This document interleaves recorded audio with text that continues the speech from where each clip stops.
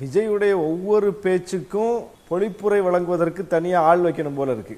அவர் எந்த கட்சியை எதிர்க்கிறாருன்னு தெரியல, எந்த கட்சியை ஆதரிக்க போறாருன்னு தெரியல, எந்த கொள்கையை சொல்லி பேசுறாருன்னு தெரியல. அதெல்லாம் அப்புறம் நம்மளா புரிஞ்சுக்கிட்டு ஓ மும்மொழி கொள்கையை எதிர்க்கிறாரு, இந்தி திணிப்பத்தான் எதிர்க்கிறாரு, புதிய கல்விக் கொள்கையை தான் எதிர்க்கிறாரு, கொள்கை எதிரின்னு பாஜகவை தான் சொல்றாரு, அரசியல் எதிரின்னு ஆளும் திமுகவை தான் சொல்றாருன்னு அப்படி நாமளா புரிஞ்சுக்கிட்டு தான் கருத்துக்களை சொல்ல வேண்டிய ஒரு நிலை இருக்கிறது. அந்த அளவுக்கு ஒரு தெளிவின்மை அவருடைய பேச்சில் எப்போதும் இருக்குது. ஒரு கட்சியை தொடங்கி ஒரு மாநாட்டை போட்டாரு, அதுக்கப்புறம் ஒரு அம்பேத்கர் நூல் வெளியீட்டு விழாவில் பங்கேற்றாரு. இப்போது ஒரு 3வது மேடை, ஓராண்டு நிறைவு 2ஆம் ஆண்டு தொடக்கம்னு. இந்த ஓராண்டு நிறைவு என்கிற இந்த இடத்துல ஓராண்டுல அவற்றிலிருந்து எந்த விதமான ஒரு பெரிய அரசியல் செயல்பாட்டையும் பார்க்க முடியல. களத்தை தன்பக்கம் ஈர்ப்பதற்கான எந்த ஒரு செயல் திட்டமும் அவற்றை இல்லை. இப்ப 2ஆம் ஆண்டுக்கு வந்துட்டார். இன்னும் தேர்தலுக்கு ஒரு 10 மாதங்கள் தான் இருக்குது. அநேகமா இந்த டிசம்பருக்கு பிறகு அந்த தேர்தல் சூடு ஆரம்பிச்சு. அப்ப இப்ப நம்ம மார்ச் நெருங்க போறோம்.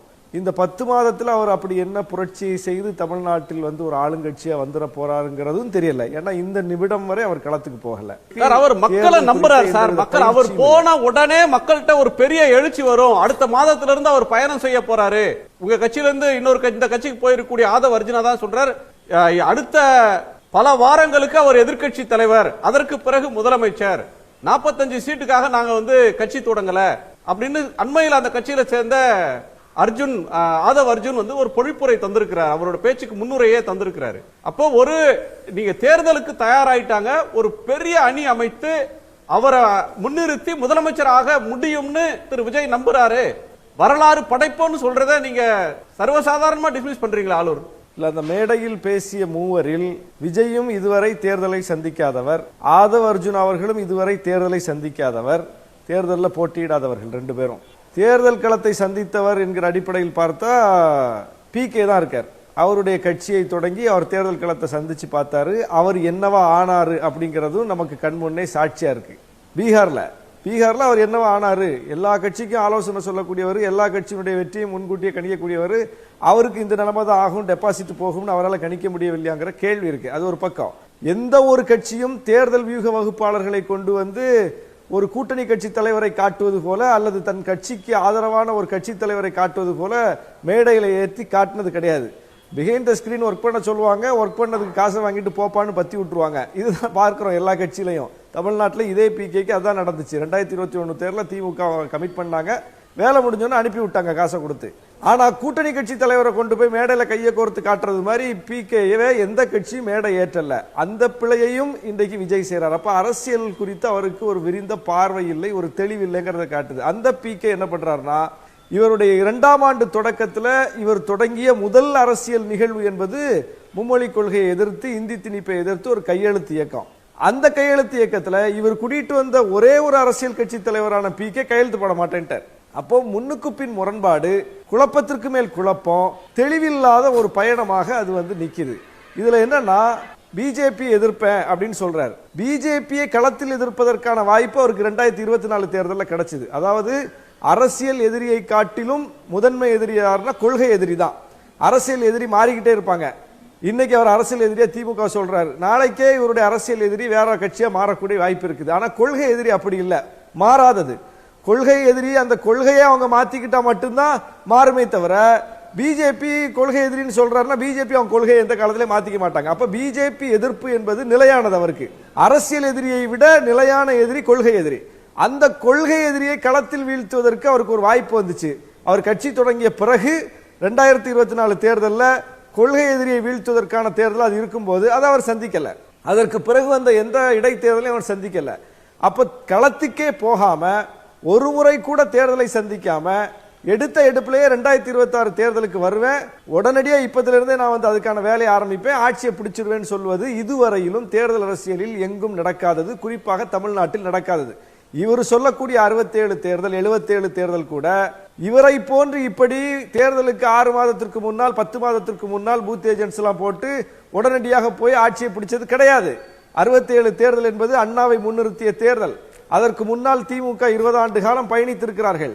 தேர்தல் அரசியலில் வந்த பிறகும் கூட தேர்தலில் போட்டியிடாமல் சில காலம் இருந்து விட்டு 57 தேர்தலை சந்திச்சு 15 சீட்டை பிடிச்சு 62 தேர்தலை சந்திச்சு 50 இடத்தை பிடிச்சு அதுக்கப்புறம் 7 கட்சி கூட்டணி அமைச்சு 67 தேர்தலில் ஆட்சியை பிடிச்சாங்க. அன்னைக்கு இருந்த மொழி போராட்ட சூழல், அன்னைக்கு இருந்த பிரச்சனைகள், அதை மையப்படுத்தி ஒரு மிகப்பெரிய தாக்கத்தை ஏற்படுத்தி அந்த தேர்தலை சந்திச்சார்கள், ஆட்சியை பிடிச்சாங்க. அது மாதிரி இவற்றை எந்த ஒரு பயணத்தையும் நம்மளால ட்ராக்கை காட்ட முடியல. 77 கூட எம்ஜிஆர் ஒரு கூட்டணியாகத்தான் தேர்தலை சந்தித்தார். அன்னைக்கு திமுக தான் தனியாக தேர்தலை சந்தித்தார்கள். அவரும் கூட அவரிடம் இருந்தவர்கள் முழுக்க முழுக்க அரசியலில் பயிற்சி பெற்றவர்கள். திமுக மாவட்ட செயலாளர்களாக, ஒன்றிய செயலாளர்களாக, பல்வேறு பொறுப்புகளில், முதன்மை பொறுப்புகளில் இருந்த அரசியல் நிர்வாகிகளைத்தான் அவர் அமைப்பா கட்சியா மாத்தினார், திரும்ப இன்னொரு கட்சியா மாத்தினார். அப்ப அரசியல்ல நெடுங்காலம் பயணித்து வந்தவர்கள், பயிற்சி பெற்றவர்கள், முழுமையான களத்தை அறிந்தவர்கள், தேர்தலிலும் வென்றவர்கள். திமுக இருந்து பல்வேறு பொறுப்புகளை, எம்ஜிஆர் உட்பட சட்டமன்ற உறுப்பினராக இருந்தார் திமுக, பல்வேறு பொறுப்புகளை தேர்தல் அரசியலிலும் இருந்தவர்கள் போய் இன்னொரு தேர்தலை சந்திப்பது எளிதானது, அது ஒன்றும் பிரச்சனை இல்லை. அதுக்கப்புறம் அவரும் கூட்டணியை வச்சு தான் போனாரு. அப்புறம் இடைத்தேர்தலை சந்திச்சார் எம்ஜிஆர். ரொம்ப குறிப்பா அதுதான் கட்சியை தொடங்கின உடனே அவர் செய்தது இடைத்தேர்தலை சந்திச்சது தான். அந்த இடைத்தேர்தலில் அவர் பெற்ற வெற்றி தான் அவர் மீது கவனத்தை குவித்தது. அப்ப இவர் தான் இனி வெற்றி பெறுவார் என்பதற்கான இடைத்தேர்தலை தொடங்கும் போதே திரு விஜய் ஒரு கிளாரிட்டியை கொடுத்துட்டாரு. 2026 தேர்தல் தான் இலக்கு.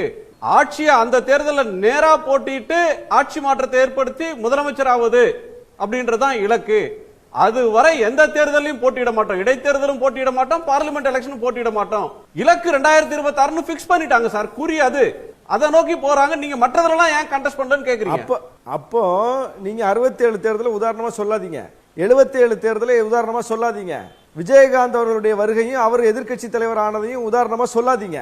விஜயகாந்த் அவர்கள் கட்சியை தொடங்கி 2 கட்சியும் கடுமையா எதிர்த்து திமுகவுக்கு நான் தான் மாற்றுன்னு சொல்லி களத்துக்கு போய் வீரியமா செயல்பட்டு மிக தீவிரமான போராட்டங்களை எல்லாம் முன்னெடுத்து அவர் முதல்ல போட்டியிட்டு சட்டமன்ற உறுப்பினராக உள்ள போய் அதுக்கப்புறம் நாடாளுமன்ற தேர்தலில் 12 விழுக்காடு வாக்கு பெற்று அதற்கு பிறகு அதிமுக கூட்டணி வச்சு தொகுதிகளை பெற்று எதிர்க்கட்சி தலைவர் ஆனார். அதுக்கே ஒரு மிகப்பெரிய ட்ராக் இருக்கு. அப்ப விஜயகாந்த் உங்களுக்கு ரோல் மாடல் கிடையாது, எம்ஜிஆர் உங்களுக்கு ரோல் மாடல் கிடையாது, அண்ணா உங்களுக்கு ரோல் மாடல் கிடையாது. ஏன்னா நீங்க குறிப்பிடக்கூடியவர்கள் எல்லாம் வேறு வகையில் களத்தை சந்தித்து வந்தவர்கள். நீங்க அவர்கள் செய்த எதையுமே செய்யாம அவங்கள மட்டும் ரோல் மாடலா எடுத்து அவங்க செஞ்சது போல, அவங்க ஆட்சியை பிடிச்சது போல, அவங்க எதிர்க்கட்சி தலைவர் ஆனது போல நானும் ஆயிருவேன்னு சொன்னா அது நீங்கள் சொல்லக்கூடிய உதாரணங்களுக்கே பொருந்தாததாக இருக்குது. அதுதான் நம்ம சுட்டி காட்டுறோம்.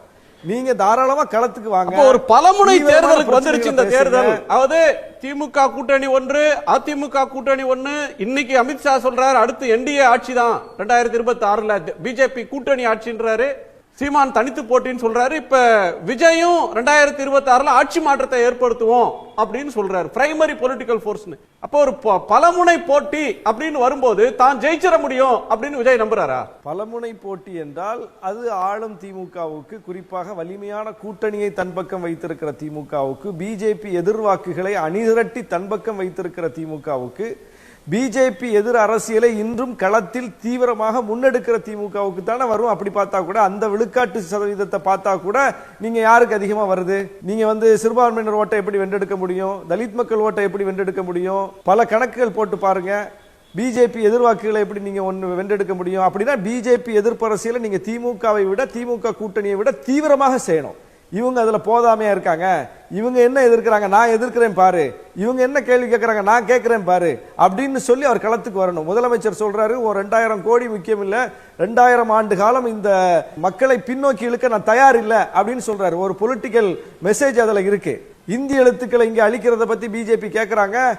இந்திக்காரங்க இங்க வந்தா எப்படி இந்த ஊரை தெரிஞ்சுக்குவாங்க, தமிழ்நாட்டுக்காரங்க எப்படி வட மாநிலங்களை போகும்போது தெரிஞ்சுக்கிறாங்களோ அப்படி தெரிஞ்சுக்கட்டும்னு சொல்றாரு, அடிக்கிறாரு.